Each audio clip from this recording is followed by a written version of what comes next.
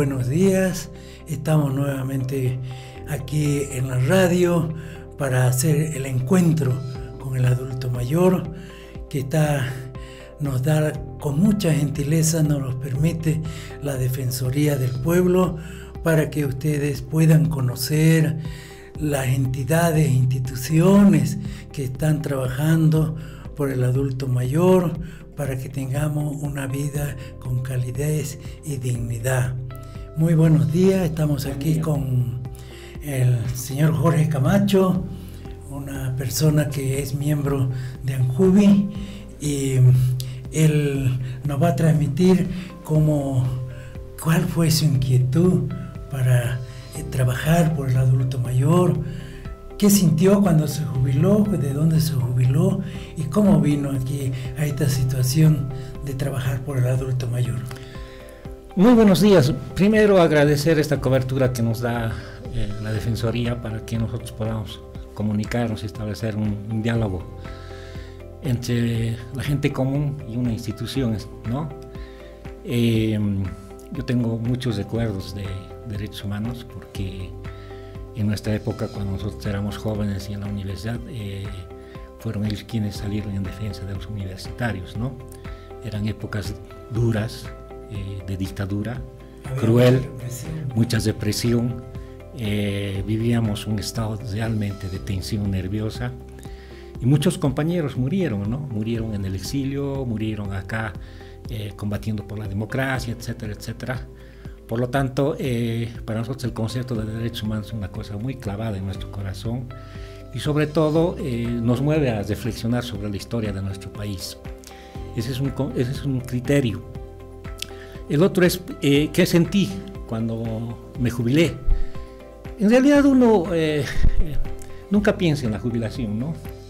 Entonces cuando llega la jubilación, bueno, llegó la jubilación, a mí me tocó jubilarme en el periodo en el primer gobierno de Lemenere, después del retorno a la democracia, donde prácticamente se dictaminó una ley, ¿no?, fundamental para el sector minero, la relocalización. En la parte estatal, bueno, se tuvo que reducir un montón de cosas porque estaba entrando ya una nueva política económica, ¿no?, orientada hacia el neoliberalismo. Entonces ahí mucha gente quedó prácticamente en las calles y nos obligaron a jubilarnos.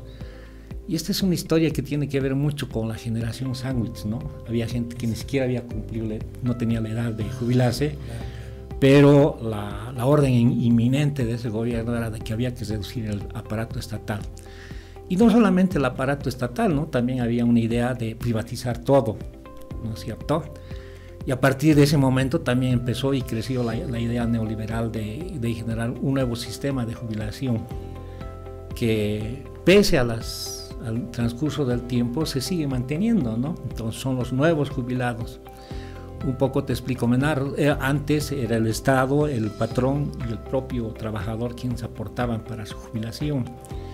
En el nuevo sistema es el propio trabajador que se ocupa absolutamente de esto, ¿no?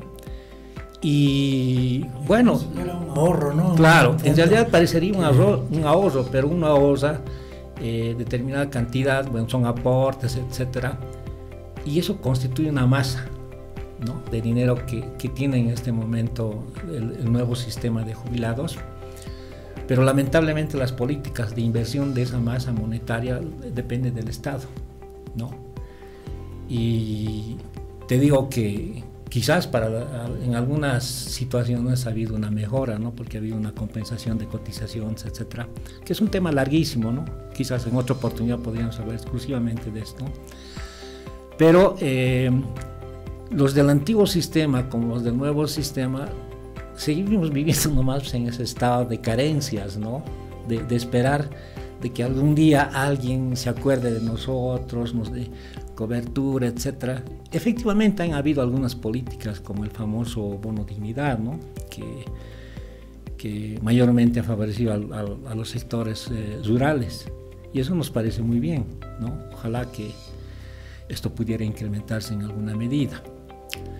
Ahora, ¿qué sentí cuando yo me jubilé? En realidad, primero uno siente un síndrome, ¿no? Un síndrome de aislamiento completo, porque deja de ver a los amigos, a los compañeros de oficina, tiene que cambiar de hábitos, ya no hay esa preocupación de levantarse temprano, ir a marcar la tarjeta, etcétera.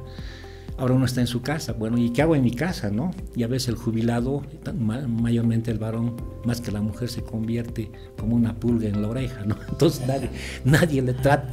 Entonces la primera sensación es de desesperanza, ¿no? De desesperanza, de sentir, bueno, ¿y ahora qué hago? Pero después, al pasar el tiempo, uno empieza a asumir esa actitud de jubilado y se da cuenta de que uno se ha jubilado de un empleo, no de la vida. Entonces la vida tiene que continuar, lógicamente. Agradecer, ¿no? Que uno ha llegado a una jubilación, ¿no es cierto? Ha logrado tener una jubilación con una renta mínima o por lo menos de sobrevivencia, pero por lo menos tiene eso, ¿no? Y bueno, hay que buscar nuevas alternativas de sobrevivencia. Pues, ¿y esta jubilación está amparada por la ley? ¿Cómo está amparada por la ley? Bueno, el antiguo sistema, como te digo, estaba amparada tanto por el Estado como por los empresarios, ¿no? Los propios que eran los aportantes, era un sistema tripartito. Ahora es el propio trabajador, pues el que va usando en las AFPs. Ese es un dinero que se deposita mientras uno trabaja y cuando se jubila, bueno, percibe una renta. En 1997 fue que empezaron las AFP, ¿no? Sí, sí. Es decir, que hasta ese tope el trabajador ahorraba, ¿no es cierto?, en el sistema antiguo. Claro, en el sistema antiguo el trabajador aportaba, en realidad no era un ahorro, era un aporte, ¿no? Era un aporte, claro. Claro, ¿no? En cambio ahora sí se ha convertido en un ahorro individual, ¿no es cierto? Porque ese es el carisma de la política neoliberal, ¿no? Ya, pero que cada uno se salve de acuerdo a sus propias experiencias y a sus propias oportunidades, y eso han aplicado con el trabajador. Entonces, sin embargo, el sistema subsiste, ¿no? A pesar de tener el antiguo sistema que le llaman hacer un trámite de compensación de cotizaciones, ¿no es cierto? Sí, es una política que lo utiliza todo gobierno, ¿no? En realidad, inclusive si hablamos de ese incremento salarial que se hace inversamente proporcional, ¿no? Es parte de una política social, inclusive de los propios gobiernos de derecha, ¿no? Donde se cree que con esa medida los que ganan más no van a tener menos aumento, ¿no? Y los que ganan menos van a tener más aumento. Pero la verdad es que la brecha entre estos dos estamentos continúa y se sigue agrandando, ¿no? Al final vemos que en una parte el Estado casi no interviene en las jubilaciones, ¿no? Porque ahora no, pues. Porque tienen, no ves, la compensación de cotizaciones del anterior aporte que hacía. Después tenemos la AFP y luego tenemos el sistema solidario, ¿no? Claro, aporte solidario. Quizás lo positivo, y es del mismo trabajador que sale. Sí, quizás lo positivo en este nuevo sistema sean es decir, el reconocimiento, ¿no?, al derecho de las mujeres, por ejemplo, ¿no? Una madre embarazada, una mujer que tiene varios niños, etcétera, tienen mejores coberturas que antes, ¿no? Quizás esa sea una gran ventaja. En cuanto hacia la compensación de cotizaciones, hay compensaciones que de pronto a uno le pasan el límite, ¿no? Entonces, en vez de ganar, ocurre que está perdiendo, es decir, es menos, ¿no? Las estadísticas económicas siempre son una trampa, ¿no? Cuando hablamos de, qué sé yo, de estadísticas, yo te puedo decir una media, media de ganancia, ¿no? Pero, a ver, hablemos de media, ¿no? Vos tienes 8 naranjas, yo tengo 2, entre los dos tenemos 10, ¿no? La media sería 5. Entonces, ese dato es completamente manipulable, ¿no? Claro. No es cierto. Bien, yo quería manifestar eso porque cuando hacen los cálculos, generalmente la gente sale insatisfecha porque no le cubre lo que ganaba antes y nuevamente viene con una baja, ¿no?, de sus ingresos, ¿no? Y dígame, don Jorgito, ¿por qué la gente, los empleados, trabajan, hay veces pasan su edad de jubilación y no quieren jubilarse? ¿Por qué ellos? Es justamente eso, y no solamente esto no pasa solamente en la gente de poca que se llama educación, etc. Ahí hay profesionales que nunca quieren jubilarse, ¿no? Si usted va a la caja, por ejemplo, si uno va a la caja, ahí encuentra un montón de médicos que no quieren moverse, ¿no? No quieren dar paso a las nuevas generaciones, que a lo mejor tienen mejor capacitación, tienen mejores, qué sé yo, experiencias en cuanto hacia las nuevas técnicas, etc. Lamentablemente, acá en nuestro país, uno tiene un título de licenciatura, se da un título de licenciado para toda la vida, ¿no? En cambio, en Europa uno tiene que dar exámenes para renovar ese título. Es por eso que hay gente que tiene licenciatura, qué sé yo, en muchas cosas, ¿no? Y no puede ingresar, tiene maestrías, etc. En nuestras generaciones, ¿no? Tener una maestría, han pasado los 35 años, ¿no? Ahora hay muchachos de 30 años que tienen maestría, a los 35 años ya son pibitos, o sea, son doctorados, ¿no? Yo he conocido mucho elemento joven ahora, muy capaz, ¿no? Y no solamente de las áreas urbanas, también he conocido de las áreas rurales, ¿no? En proyectos donde nosotros íbamos a mostrar nuestro punto de vista como profesionales y resulta que ellos nos acababan enseñándonos sobre su cultura, su forma de producción, etcétera, y nos dejaban con la boca abierta, ¿no? ¿Tú crees, Jorgito, que el adulto mayor que se jubila, un profesional, las empresas no lo quieren tener porque creen que ya es obsoleto su conocimiento, todo eso? Yo diría de que no lo hacen tanto por la edad, sino particularmente las empresas privadas ven la utilidad, ¿no? Ahora ya son muy pocos los empleados que hacen realmente una carrera dentro de una empresa, ¿no? Entonces el empresario lo que hace ahora es contratar para determinados oficios, determinada cantidad de gente para determinado tiempo. Entonces eso le mejora su utilidad, ¿no es cierto?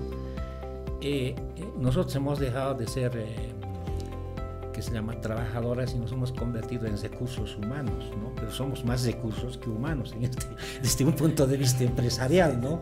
Necesitamos esto para tal cosa, para tal trabajo. Entonces, ¿cuál es la situación? Las oportunidades para los jóvenes y particularmente para los profesionales jóvenes son menos que las que teníamos nosotros, ¿no? Y la mentalidad de la discriminación, se piensa de que el adulto mayor es incapaz de ir al baño solo, ¿no? Y lo cual es completamente falso. En Europa, para optar por un cargo de gerente o un cargo de alta jerarquía, mínimo, uno de los requisitos fundamentales es tener 50 años de edad, porque se supone que a esa edad el hombre ha tenido una carrera constante. Eso significa que es un tipo que esa persona no ha sido corrupta, que no ha sido echada de ningún ¿no? Y segundo, que es capaz no solamente de mantener la disciplina de la empresa o de la sociedad o de este tipo de trabajo, sino que además puede transmitir una serie de valores que poco a poco se han ido perdiendo en el universo, ¿no? En el actuar de la gente. Muy bien, Jorgito, entonces vemos realmente que nuestro Estado está perdiendo la capacidad de nuestros adultos mayores. Cuando se jubilan ellos deberían hacer una actividad para que recuperar esos conocimientos, ¿no es cierto? Sí. Generalmente en los cargos de decisiones para el país, ¿no es cierto?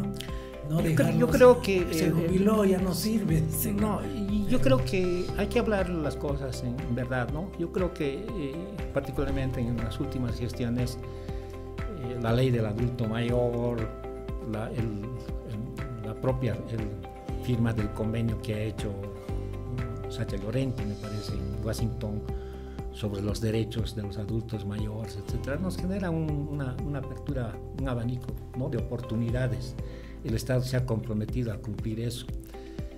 Definitivamente las leyes que se han dictado hasta ahora son bastante positivas, ¿no? Yo creo que el gran problema es cómo se opera ese tipo de leyes, ¿no? En qué medida realmente eso beneficia y se hace efectivo a las personas adultas mayores. Y por el otro lado es una autocrítica. La mayoría de los adultos mayores viven en ese estado de caridad estatal, ¿no? Piensan de que el Estado les va a dar todo. Y en verdad, con la potencialidad que tienen los adultos mayores, más bien deberían ponerse a pensar cómo utilizar ese paraguas o esas leyes que tienen en su favor, pero que sean efectivas, ¿no? Porque el Estado tiene capacidades bien limitadas en este momento, ¿no? Y siempre la ha tenido. No sé si ahora, porque estamos hablando de una proyección para el año 2050, por ejemplo, en Bolivia, se estima de que los adultos mayores van a llegar a ser 2 millones y más de habitantes, ¿no es cierto? Así es. Entonces eso también se vuelve un potencial político, ¿no es cierto? Evidente. Y también se convierte en una preocupación en los diferentes estamentos del Estado, vale decir, gobierno central, gobierno municipal, gobierno departamental, etcétera, porque hay que generar nuevas coberturas, ¿no es cierto? Ya se tendrá que pensar en hacer no solamente hospitales, no solamente prever nuevas enfermedades, etcétera, sino ver qué se va a hacer con esa masa de gente, porque no creo que los adultos mayores de esos tiempos que vienen se queden como nosotros, ¿no? Tratando de ver dónde venden Bueno, como ven ustedes, estimados oyentes, estimados adultos mayores, no se vayan, continúen con nosotros, enseguida volvemos.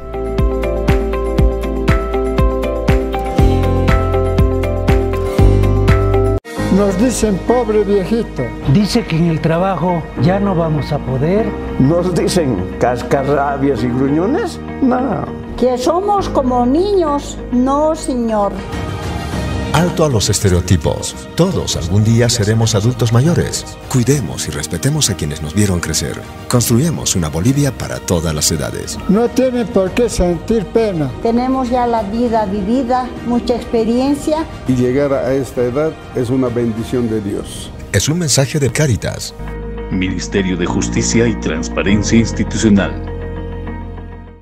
Beneficios de un envejecimiento activo. Cuando uno está activo, está sana, no le duele nada, no siente nada. Y es muy saludable para nosotros la natación. Algunos aeróbicos, practicamos ajedrez. Una entrada folclórica del adulto mayor con juegos de antaño. Trabajos le ayuda a compartir con otras personas sus conocimientos, sus alegrías.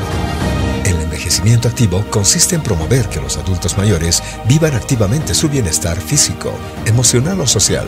Cuidemos y respetemos a quienes nos vieron crecer. Construyamos una Bolivia para todas las edades.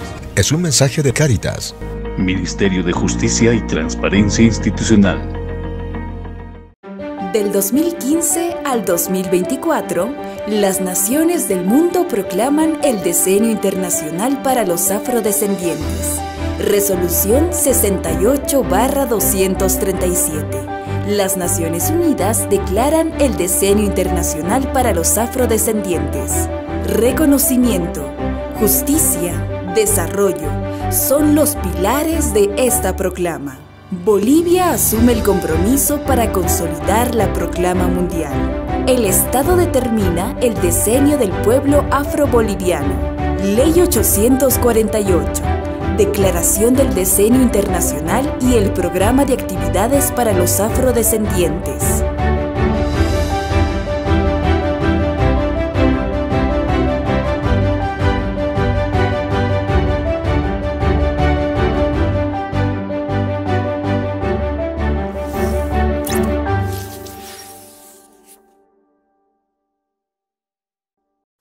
Me llevaron de La Paz a Villazón y en ninguno de los puestos de control me detuvieron.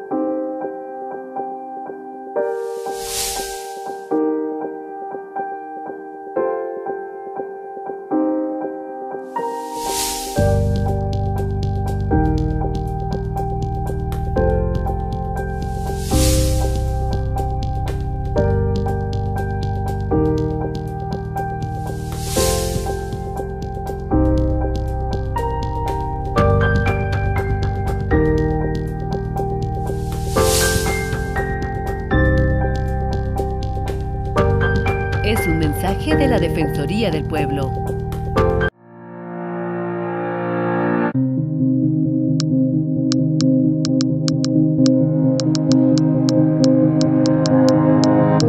Si decides emprender un viaje buscando un sueño, mantente alerta. Un viaje puede ser una gran oportunidad. pero también un camino hacia la trata de personas. Todos podemos ser víctimas de trata. Mujeres, hombres, niñas y niños. Unidos contra la trata de personas. Unidos contra la trata de personas. Unidos contra la trata de personas. Que nuestros sueños viajen libres, seguros y protegidos. Unidos contra la trata de personas.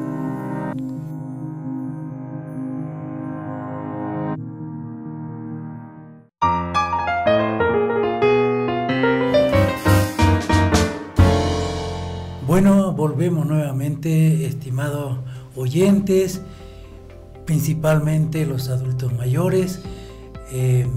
Jorge, mira, yo pensando ahorita en este momento, es un privilegio pues llegar a la jubilación, ¿no es cierto? Por el cual muchos no llegan a esta edad y poder gozar de esta situación de jubilación. Pero dime, ¿la jubilación afecta al núcleo familiar? ¿Todo? Desde luego que sí, ¿no? La jubilación no afecta solamente al jubilado, porque primero que tiene que cambiar sus hábitos de vida, ¿no?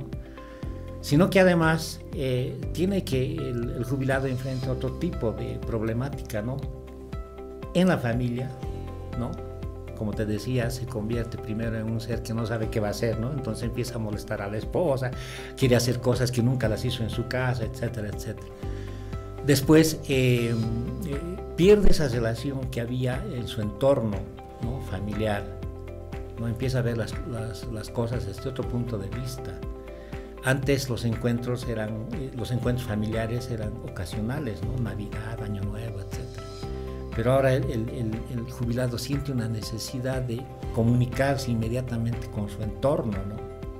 Porque antes estaba ocupado las 8 horas en hacer algún trabajo concreto, en cambio ahora trata de acomodar sus insatisfacciones en ver otro tipo de alternativas, ¿no? En lo social, bueno, ya pensar en ese jubilado que veíamos antes, ¿no? Que se iba a la plaza, a leer su periódico, dar comida a las palomas, ya ese jubilado ya no existe, ¿no? El jubilado ahora es una persona que busca nuevas alternativas de sobrevivencia y además asume otro tipo de roles, ¿no? Por ejemplo, se ocupa de los nietos, pero en eso también hay abuso, ¿no? A veces a los abuelos los convierten en domésticos, ¿no? No solamente el hombre, sino también la mujer.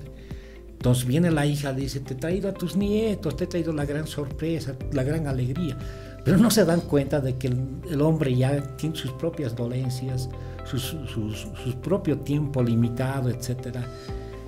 Y decididamente, pues, lo que hay que comprender, lo que nosotros pedimos es a los jóvenes, es que ellos entiendan de que nosotros cumplimos un ciclo de responsabilidades, ¿no es cierto? Entonces estamos entrando a un ciclo de gozar nuestros derechos, ¿no es cierto? Ya como padres hemos educado, hemos hecho todo lo posible por contribuir a la sociedad, por educar a nuestros hijos, en fin, por ser ejemplo de nuestro entorno, etc.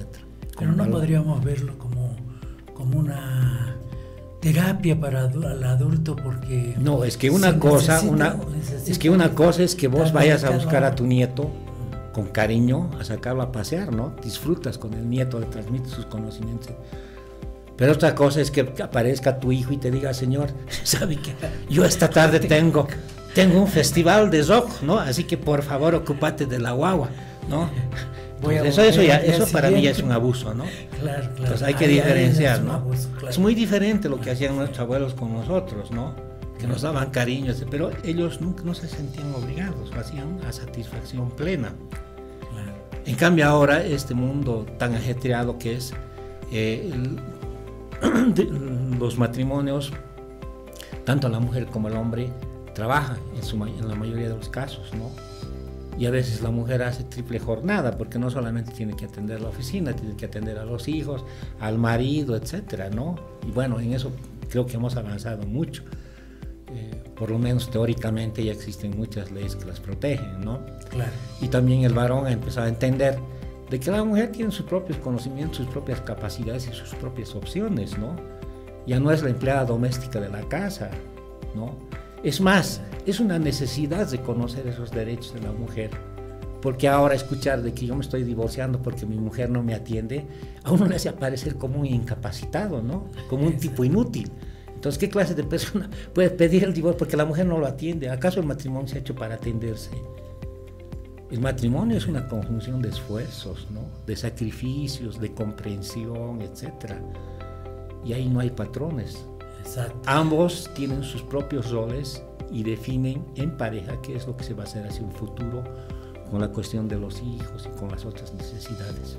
Pero la jubilación también nos puede traer beneficios, ¿no es cierto? Beneficios que tú puedes aprovecharlo, ¿no es cierto? Claro, claro. Yo creo que quizás ese sea el reto del Estado, ¿no? En este momento. Primero el de concientizar sobre los derechos del adulto mayor, ¿no? Porque los jubilados somos adultos mayores, ¿no? Uno Exacto. de los requisitos para jubilarse justamente es tener una edad concreta. Y primero capacitar a la gente sobre los derechos que tiene el adulto mayor. Segundo, generar nuevas coberturas, ¿no? Yo conozco muchos grupos de gente mayor, profesional, que se reúnen, hablan, discuten de política, de sociedad, etc. Recuerdan sus tiempos, pero esa parte de conocimiento, esa parte de historia vivida, no hay quien la recoja, ¿no?